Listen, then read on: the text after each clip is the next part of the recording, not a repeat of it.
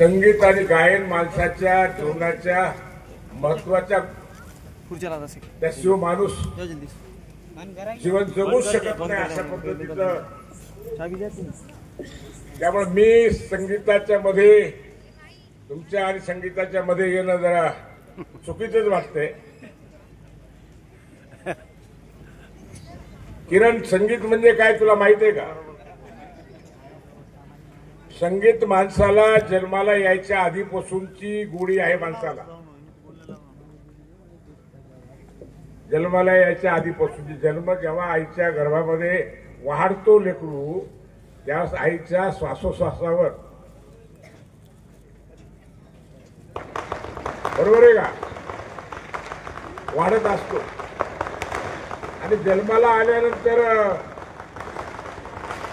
पहिल्या काळामध्ये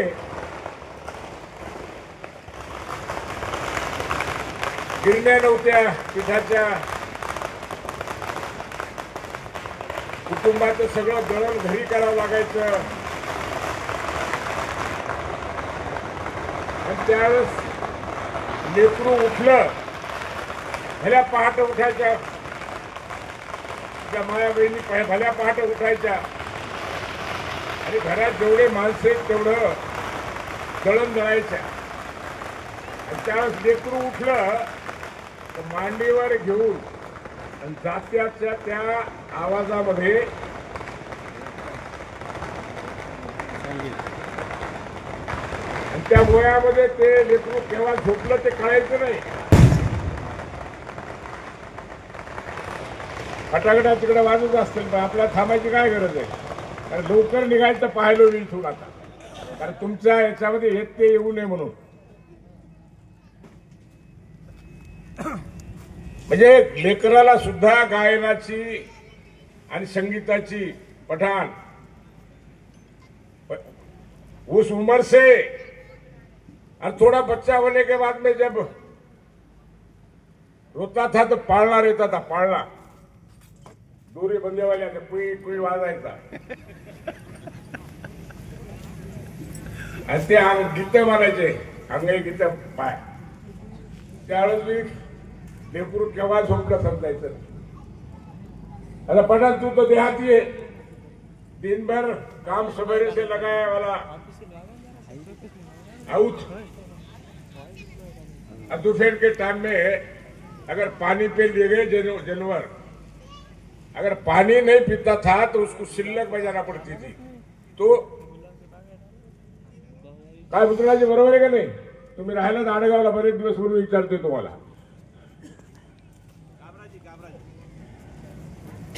कामराजी कामराजी, अरे जानवर को भी उसकी जरूरत है. और उस जमाने में तो हमारे श्री कृष्ण जी ने बांसुरी बजाए, गायिका और गोपिका भागते हुए आते थे. और आज के जमाने में तो शास्त्रज्ञ बोलते, शास्त्रज्ञ की संगीताच्या आणि गायनाच्या जोरावर वृक्ष सुद्धा वाढतात. लक्षात घ्या, एवढं माणसाला गायनाचं आणि संगीताचं नातं दृढ आहे. त्यामुळे मी संगीत चालू असताना तुमच्यामध्ये येते करणं काही बरोबर नाही. पण आजचा कार्यक्रम जो ठेवलाय तो आमच्या अभिष्ट चिंतनाचा कार्यक्रम ठेवलाय. अशा कार्यक्रमामध्ये थोडक्यात काहीतरी दोन शब्द मी आपल्या समोर मांडले पाहिजेत, बोललो पाहिजेत. खरं पाहिलं तर हे अभिष्ट चिंतन ठेवण्याचं योग कसे यायलेत हे पाहत. अग्रवालजी, योग असे आहेत की तुम्ही सगळ्यांनी एवढं प्रेम केलं बोर्डीकरावर, बोर्डीकर कुटुंबावर. मला 4दा निवडून दिलं इथं, 4 वेळेस. एकदा कमी जास्त झालं त्यावेळेस विधान परिषदेवर निवडून देण्याचं काम जिल्ह्यातल्या सगळ्या सहकार्यांनी केलं. 25 वर्षाचा योग मला आला. आणि त्यानंतर पुढे हे जे गाडा चाललाय, तुमच्या बहिणीनं वारसा सांभाळली, तिला साथ तुम्ही दिली आणि म्हणून आज आमच्या वाढदिवसाला आबेस्ट चिंतनाला हे असं करावं लागायचं. सगळी बरोबर आहे गेले कृष्णजी, चूक सांगायला का नाही? प्रताप, तो फायदा तुला पुढे चालवायचा आता. कोणाला? तुला पुढे चालवायचा आता. आणि मग त्या एवढ्या दीर्घ काळाचा काय तुमचे ऋण कसे फेडावे, तुमच्या ह्या एवढ्या प्रेमाची कुठं परतफेड करावी, हा प्रश्न येतोय ना. या सगळ्या धामधुमीमध्ये 4.5 लाख मतदान आपल्या मतदारसंघामध्ये आहे आणि तेवढ्या मतदारापासून पोहोचणं होते का नाही होत हे तुम्हाला काय सांगायचं, कसं सांगायचं? मग कोणत्या माध्यमातून एकत्र येऊन कुठेतरी ऋण व्यक्त केलं पाहिजे, जसा हा कार्यक्रम त्यासाठी केला असं मी म्हणेल. माझं अभिष्ट चिंतन नाही. आणि आता खरं पाहिलं तर तो काळ आमचा फार वेगळा होता. आम्हाला थोडी शिकवण मिळायची सावजी साहेबाच्या बैठकीत बसल्यावर. मुकुंद सावजी साहेबाच्या बैठकीत बसल्यावर मिळायची. सुरुवात आमची पंढरपूर अवस्थेकर आणि सावजी साहेबाच्या, आणि पहिली निवडणूक आमची झाली 25 ला. आहे वसंत सावकार आहेत ना वाटतं? हा, कुठे रे हातवर मागे सर. तेव्हा पहिली निवडणूक आपली केव्हा झाली? 25 ला, 75 ला. 75 ला काय वय होतं आमचे? आमच्या विरोधामध्ये औदुंबर सावकार होते. औदुंबर सावकार. आता वसंत सावकारचं वय तर भरलं होतं, पण आमचं वयच भरलं गेलं. निवडून आल्यावर आमच्या विरोधामध्ये कोर्टात जायचं. मग मी औदुंबर सावकारकडे गेलो. मी आम्हाला तुमच्या पोरासारखं आहे मी, असं कशामुळे करायला? औदुंबर सावकार फार मोठ्या मनात एवढे जाय म्हणजे मला लोक काहीतरी सांगत होते म्हणून मी करायचा प्रयत्न करू लागलो. पण त्यांनी काय पुन्हा काही केलं. राजकारण तिथून सुरू झालं. टप्प्याटप्प्याने आज 70-72च्या वयात आलो.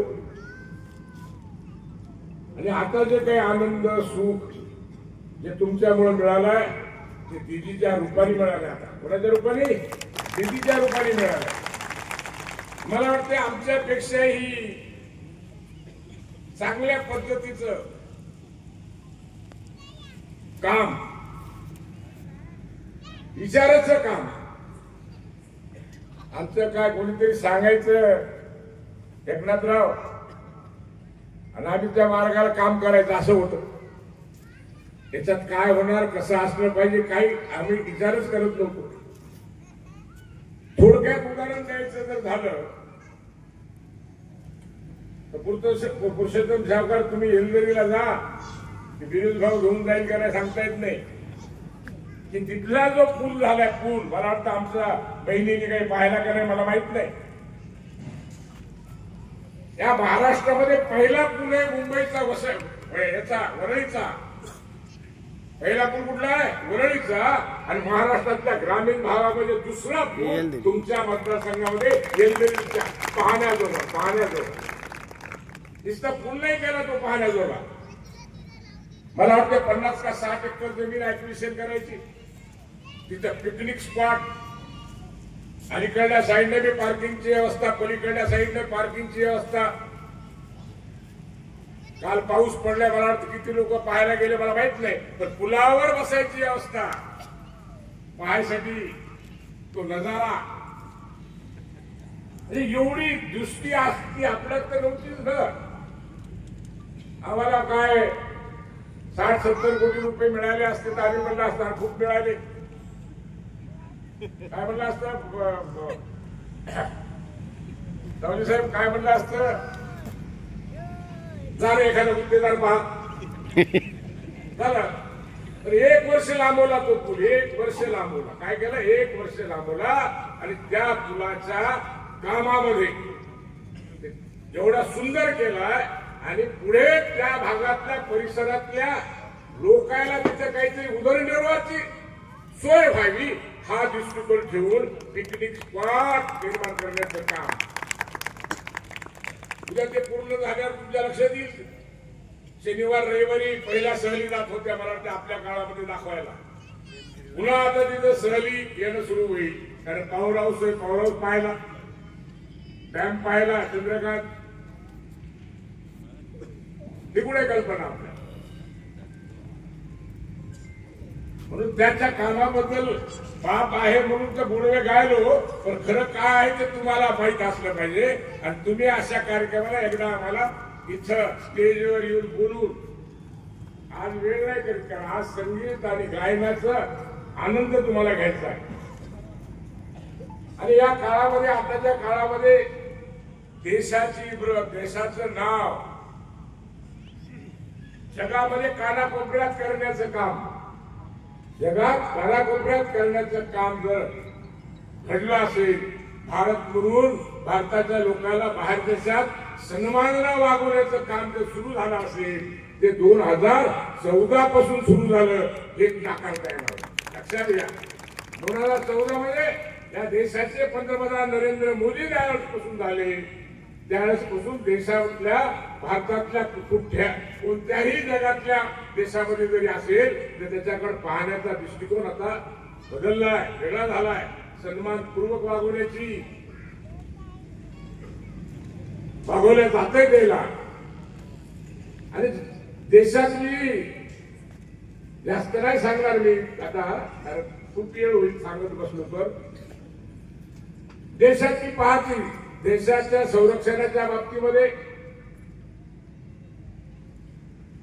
देशातल्या आतल्या संरक्षणाच्या बाबतीमध्ये किंवा देशातल्या त्या दऱ्याखोऱ्यात खेड्यापाड्यामध्ये तांड्यावर राहणाऱ्या त्या गरीब माणसाला, जो भारतीय जनता पक्षाच्या संस्थापक दीनदयाळजी पंडितनी जो अंत्योदय दिलाय, त्या अंत्योदय माणसापर्यंत जर लक्ष कोणी दिलं असेल तर 2014 पासून आज सगळ्यात त्या गरीब माणसाला. मी काँग्रेसमध्ये होतो ना, त्या काळात मी झोपडपट्टी म्हणायची, घरकुल नाही म्हणायचे. प्रधानमंत्री घरकुल हा शब्द नव्हता. क्या था पढ़ा, झोपड़ा मिल रहा है, घर मिल रहा तो क्या बोलते द्यायचं.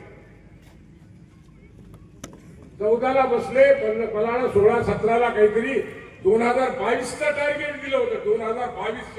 2022 पर्यंत या देशातल्या, भारतातल्या प्रत्येक माणसाला स्वतःचं पक्क घर असावं हा संकल्प जर या देशात कोणी केला असेल ते नरेंद्र मोदी साहेबांनी केला. लक्षात घ्या, कोणी केला? नरेंद्र मोदी साहेबांनी केला. आणि मला वाटतं आज जिंतूर मध्ये मी आमदार होतो 90 पासून, तर तालुक्यामध्ये घर किती यायचे? 250-300.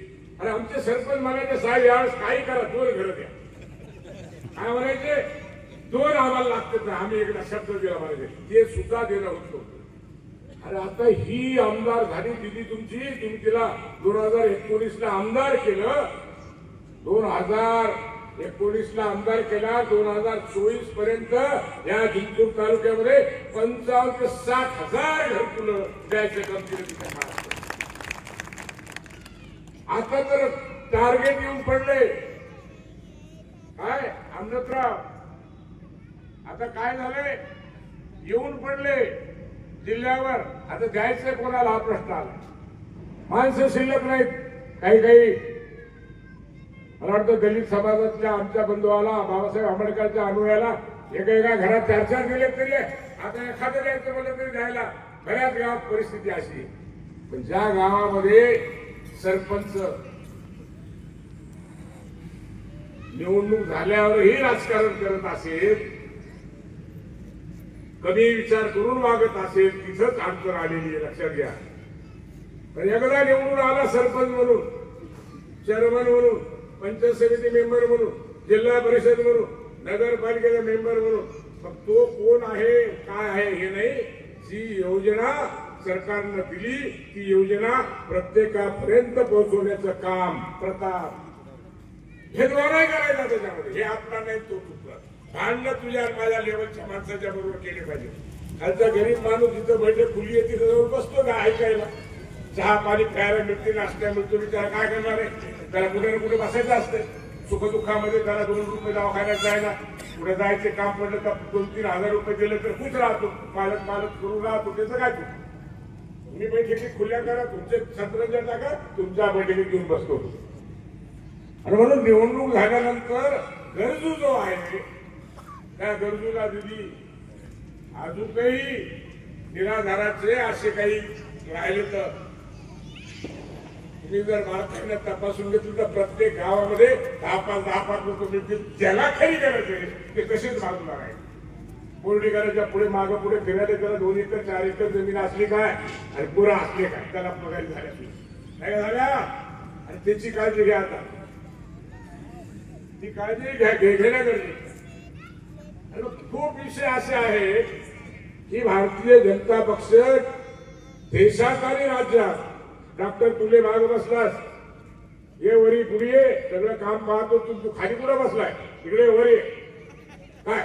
देशात आणि राज्यामध्ये सगळ्याला सन्मान मिळावा, त्यांच्या जीवनमान उंचावलं गेलं पाहिजे म्हणून प्रत्येक दोष देण्याचं काम मला वाटतं भारतीय जनता पक्ष सत्तेत आल्यावर ज्या वेळेस सत्तेतून बाहेर जायची वेळ आली त्या त्यावेळेस ज्या गोष्टी लोकांच्या हिताच्या फायद्याच्या आवश्यक असलेल्या गोष्टी पैशाची तरतूद कधीच त्यांनी दुसऱ्या गव्हर्नमेंटने केली नाही.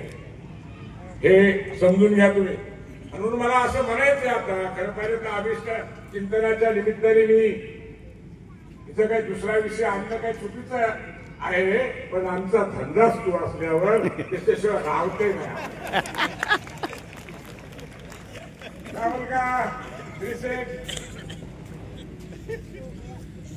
आणि भारतीय जनता पक्ष मागे लोकसभेला मराठवाड्यात 1 सीट आली भारतीय जनता पक्ष. पण एवढं मायक्रो प्लॅनिंग त्यांची आहे. 150 सीटा उभ्या केल्या, 145 का 150 आपल्या हिश्श्याला आलेल्या, त्याच्यात 132 सीटा निवडून आणण्याचं काम जर कोणी केलं असेल ते भारतीय जनता पक्षाने. आणि कोणाच्या विश्वासावर? तुमच्या आमच्या विश्वासावर. लक्षात घ्या.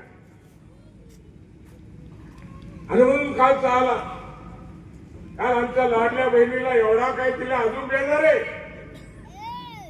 आमदारकी झाली, आता बसतो एक बजेट मध्ये नाव कामाचं आपलं नाव आलं नाही. तुम्ही म्हणता असं कसं म्हणायचं? जे आहे ती परिस्थिती सांगायला. पण मागच्या 2.5 वर्षात भारतीय जनता पक्षाचं गव्हर्नमेंट महाराष्ट्रात होतं. ज्या वेळेस तुमची आमदारकी सजायची येताना 25-30 कोटी घेऊन आल्याशिवाय राहिले. लक्षात घ्या. लाडल्या बहिणीचं त्या एवढा अडचणीत आले गव्हर्नमेंट. आणि आता अजून आमचा शेतकरी म्हणतो, विरोधक अजून काय म्हणते, खात्यावर पैसे पडत, खात्यावर पैसे पडत. अरे आपल्या राज्याच्या इतिहासामध्ये एवढा पैसा नाही दिला तेवढा कालच्या अतिवृष्टीमुळं या महाराष्ट्रामध्ये एवढं बजेट याआधी कधीच मिळालं नाही. तेवढं बजेट फडणवीस साहेबांनी काढलं. हे सगळ्या धर्तीवर सगळ्या घटकांना विचार समोरून काम करणारे भारतीय जनता पक्षाचं गव्हर्नमेंट आहे. आणि आता तुम्हाला आम्हाला एवढा सन्मान दिलाय. मी सांगतोय आता तुम्हाला कानावर आला असेल एखाद्या वेळेस की मराठवाड्यामध्ये जी परिस्थिती आहे ती आपल्यापेक्षा किती आपली काही हस्ती नाही त्यांच्यासमोर. असे मातबर घराणे असताना देखील तुम्हाला परभणी करायला की जिंतूर करायला जिंतूरच्या लोकप्रतिनिधीला संधी देण्याचं काम केलं. शंकरराव चव्हाण नाव ऐकलं असेल तुम्ही. ते बी आमचे गुरुच होते. ते मुख्यमंत्री राहिले महाराष्ट्राचे. त्यांचे चिरंजीव अशोकरावजी चव्हाण साहेब ते मुख्यमंत्री राहिले. आणि त्यांची मुलगी काल भाजपने निवडून आली. तिला मंत्री केलं नाही. तिला मंत्री केलं नाही. निलंगेकर साहेबांचा मुख्यमंत्री महाराष्ट्राचे त्यांचा मुलगा 14 ते 19 भारतीय जनता पक्षाच्या काळामध्ये कॅबिनेट मंत्री होता. कॅबिनेट मंत्री. आणि यावेळेस मी तो निवडून आला. याला पण मंत्री केलं नाही, लक्षात घ्या. आणि दानवे साहेबांचं नाव तर तुम्ही सगळ्यांना ऐकलं असेल. दानवे साहेबांना पोरीलाही निवडून आणलं, पोरालाही निवडून आणलं. 7-8 वेळेस खासदार राहिले, केंद्रामध्ये मंत्री राहिले, तरी पोराला पोरीला केलं नाही. तुमच्या परभणीच्या तुमच्या बहिणीला या राज्याचा मंत्री केला. मग जिम्मेदारी आली का नाही आपल्यावर? ताई सांग, मी म्हणतो ते खोटं आहे का? म्हणजे एवढं मोठं वैभव तुम्हाला परभणी करायला दिलंय, जिंतूर करायला दिलंय, की एवढे मातबर लोक, त्या लोकांच्या समोर आपली काही हस्ती नाही, अशा लोकांच्या निवडून आलेला असताना देखील त्याला बाजूला सांगले. आणि त्यापुढे जाऊन दिदी तुला लक्षात आहे का नाही का, भाजपने मराठवाड्यामध्ये मराठ्याला मंत्री केलंच नाही, ते तुलाच केले. म्हणून तुझी जिम्मेदारी काय ही सुद्धा तुला लक्षात आली पाहिजे. काय म्हणतो मी की मराठवाड्यामध्ये मराठी समाजाला, मराठ्याला कोणत्या दुसऱ्याला दिलं नाही, फक्त दिदीला केलंय. म्हणून दिदी, मराठवाडा सगळा समाज तुला भारतीय जनता पक्षाच्या पाठीशी उभा करण्याची तुझी जिम्मेदारी आहे, की तू विसरता कामा नाही. आणि ही जिम्मेदारी तिने जर समर्थपणे सांभाळायची असेल तर तुम्हाला नामाला थोडा वेळ, मी म्हणत नाही सगळा वेळ द्या म्हणून, तुम्ही फार काय म्हणते ते जिम्मेदार माणसं आहात, व्यवहारिक माणसं आहात. तुमच्या व्यवहारातूनच वेळ तुम्हाला मिळत नाही. पण चलता फिरता आलेल्या लोकांना जरी थोडं बोललं, भाजप काय आहे ते जर समजून सांगितलं, तर मला वाटतं काम बऱ्यापैकी निपटणार आहे. आणि आता तर आपल्याला सगळ्याच निवडणुकीला समोर जायचंय, लक्षात घ्या. सगळ्या निवडणुकीला समोर जायचंय. पहिल्यांदा निवडणूक आता उद्या 7-8 तारखेला जाहीर होईल. काय 7-8 तारखेला जाहीर होईल. पहिली निवडणूक ही नगरपालिकेची निवडणूक आहे. पठाण मैं बोल रहा हूं, अभी जरा समझाओ सबको, भाई बहुत हुआ, एक दफे बोलने को तो साथ. यहाँ भाजपा नहीं आने वाला, यहाँ भाजपा का नेता कोई यहाँ नहीं आने वाला.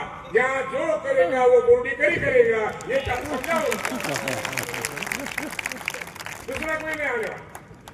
अरे हम दिल से चाहते हैं, दिल से प्यार करते हैं. क्या नहीं करते प्यार, ये बोल तू. मग तुम्हाला आता नगरपालिका असतील, जिल्हा परिषद असेल, पंचायत समिती असेल, उद्याच्या येणाऱ्या आमदारकी खासदारकी ह्या तर 4 वर्षावर राहिला. पण या सगळ्या गोष्टी आपल्या जिल्ह्यातल्या भारतीय जनता पक्षाच्या झेंड्याखाली झाल्या तर तुमच्या दिदीची किंमत आहे. दिदीला जे वैभव दिले, दिदीला ज्या जिम्मेदारी दिल्या, त्या जिम्मेदारीमध्ये तिला हे करणं गरजेचं आहे. आणि मग तुमच्या आमच्या सगळ्याला ती काळजी घ्यायची, एवढीच विनंती मी माझ्या वाढदिवसाच्या निमित्ताने तुम्हाला करतो.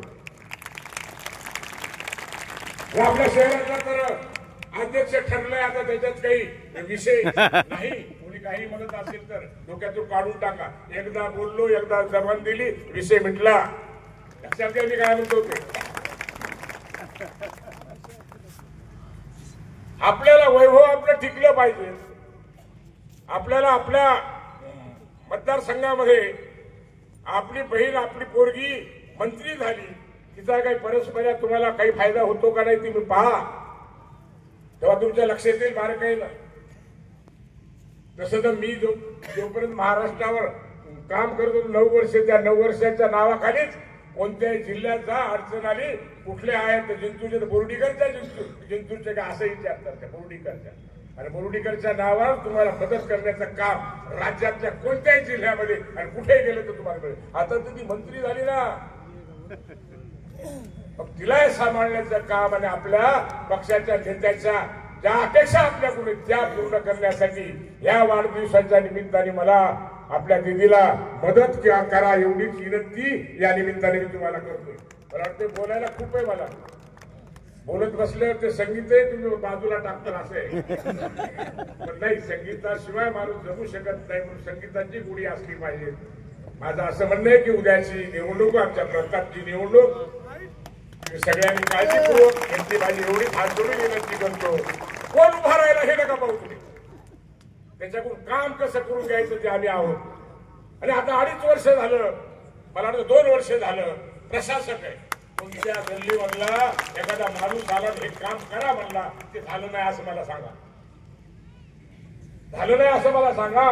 जवळपास जिंतूरचा ढाचा बदलण्याचं काम, जिंतूरमध्ये नाही त्या ठिकाणी कामं करण्याचं काम, आणि आजही कुठं राहिलं असेल छोटं मोठं कमी जास्त त्या गोष्टी सुद्धा मला वाटतं जवळपास आपण सगळ्या पैशाच्या तरतुदी केलेल्या आहेत.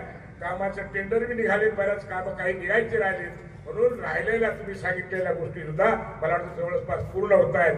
म्हणून येणाऱ्या निवडणुकीमध्ये आपण आपल्या मंत्र्याचे पद जे दिले, जे पालकमंत्री केले, आपल्या पालकमंत्र्याची आपल्या मंत्र्याची खऱ्या अर्थानं तिथं म्हणजे शासन म्हणजे नेत्या लोकांच्या समोर एक सन्मान आणि वाढला पाहिजे, त्यांच्या अपेक्षा पूर्ण झाल्या पाहिजेत, असं तुम्ही मला वाटतंय कामगिरी केली पाहिजे. आणि ती कामगिरी करण्यासाठी मी माझ्या वाढदिवसाच्या निमित्तानं तुमच्याकडून एवढंच मागतोय की येणाऱ्या सगळ्या निवडणुकीमध्ये हस्ते पराहस्ते काय जे करता येईल ते करा, आणि भारतीय जनता पक्षाचा झेंडा या परभणी जिल्ह्यावर फडकला पाहिजे याची काळजी घ्या. एवढंच या चिंतनाच्या निमित्ताने बोलतो आणि मी थांबतोय. मला डॉक्टरनी बोलण्याला मनाई केली, पण एकदा काही स्टेज आणि माईक समोर आलं तर राहतही नाही, अशी परिस्थिती आहे.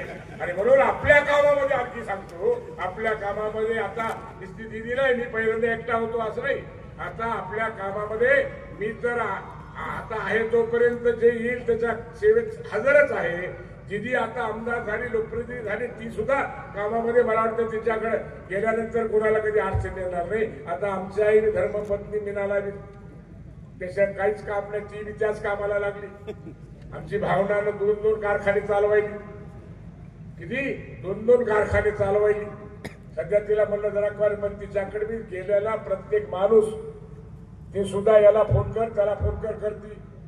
आता या शहरासाठी तर आमचे बंधू राजे दिलेत, अंकलला दिले गंगाधरला, आणखी अजून कोण माणूस काढायचं सांगा. पण आता कार्यकर्त्याच्या निवडणूक आहेत. कोणाच्या निवडणूक आहेत? कार्यकर्त्याच्या. आम्ही एकदा दोनदा खालीवरी झालं, आमचं काही बरं वाईट झालं नाही, कारण तुम्ही एवढा आशीर्वाद, एवढी ताकद दिली की आज बोर्डीकर हयात येत आहे तोपर्यंत त्याला काही मागं फिरून पाहायची गरज नाही. लक्षात घ्या. पण आता कार्यकर्त्याची निवडणूक आहे. कार्यकर्ता एखाद्या निवडणुकीत पडला तर त्याचे काय हाल होतात त्याची मला जाणीव. म्हणून आपला एकही उमेदवार पसंतीचा असो का नसो, त्या सगळ्याला मदत करण्याचं काम मला वाटतं आपण केलं पाहिजे. एवढीच आपल्याला हात जोडून विनंती करतो आणि मी थांबतो. धन्यवाद. खूप खूप धन्यवाद.